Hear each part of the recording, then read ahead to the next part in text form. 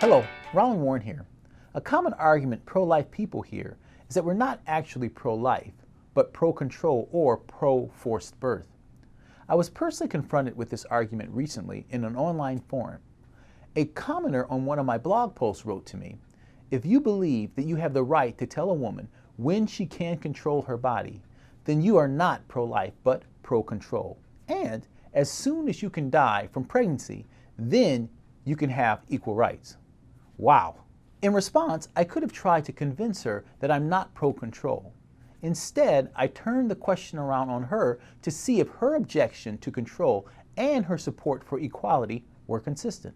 So I asked her, should a man be forced by the state to pay child support for a child he did not want prior to birth?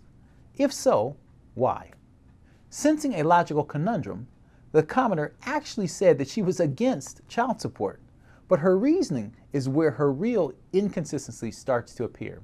She said that if a man uses birth control, supports the use of birth control among women, and supports abortion, then he should not have to pay child support for a child he did not want.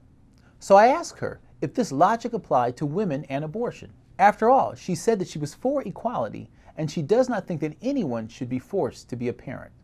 So if a man has a right to financially abort a child that he didn't want, then he should lose the right to financially abort a child when he fails to take steps to avoid pregnancy. So if a woman does not use birth control and then she gets pregnant, to be consistent with men, shouldn't she be denied the right to an abortion too? Again, if men should bear the full responsibility for pregnancies in which they fail to take the available steps to avoid them, then women should also have to bear the full responsibility for pregnancies in which they fail to take available steps to avoid them. In other words, there are cases in which women should lose the right to an abortion. Well, of course, our commenter didn't agree with this. Frankly, her next response was confusing and incoherent, and she started insulting me. The reality is that she is not really against child support. She felt like she had to say she is, and then attached a bunch of unenforceable criteria on whether or not a man should be required to pay it. So she is for child support, and she is for abortion. These are not logically consistent positions that promote equality between the sexes. The logically consistent position, and the one I personally take, is that I am against abortion and in favor of child support. Why? Because both of these perspectives assume that people, men and women, should take full responsibility for their unborn children before and after birth, since life begins at conception. The reason our commenter was unable to see this distinction is that she has a distorted understanding of how equality actually works. She believes that equal rights are dependent upon equal experience. Only if two people can experience the same thing in the same way can they have equal rights. This type of perspective can lead to troubling consequences. In fact, this is the same type of logic that was used to deny black people equal rights via slavery and the Jim Crow laws. Since black people were different genetically and socially and had different life experiences, they were denied equal rights. This is also why her argument about death fails logically. She argues that since men can't die in pregnancy, they should not have any say about abortion. But think of the military. Men are much more likely to die in combat than women.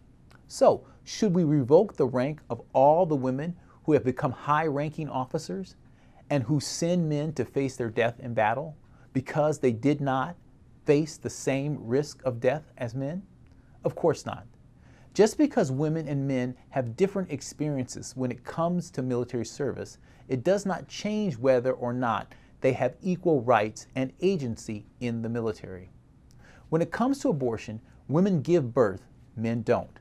But they both give life in the sense that they equally contribute at conception, when life begins. So the way their equal rights plays out looks different. But they are still equal in the minds of logical people. Men should pay child support and women should carry to term. Neither of them should be able to abort their responsibilities to the life that they equally created. And that is the pro-abundant life position. I share this with you because it's often difficult to answer challenges to our position. I could have gotten into an argument about whether or not I am in favor of controlling women or what it means to be pro-forced birth. Instead, I simply asked someone to be consistent with their own view, which revealed the inconsistencies in her stated reasoning about her support for abortion. The commenter was trying to create a smokescreen to justify her support for abortion by concealing it in emotionally and politically charged terms of control and equality. But my simple questioning revealed that she was in fact the one who did not support real equality between men and women when it comes to choices around pregnancy. She had no problem with the government forcing men to be parents. Until next time, may God bless you daily as you serve Him faithfully. Amen.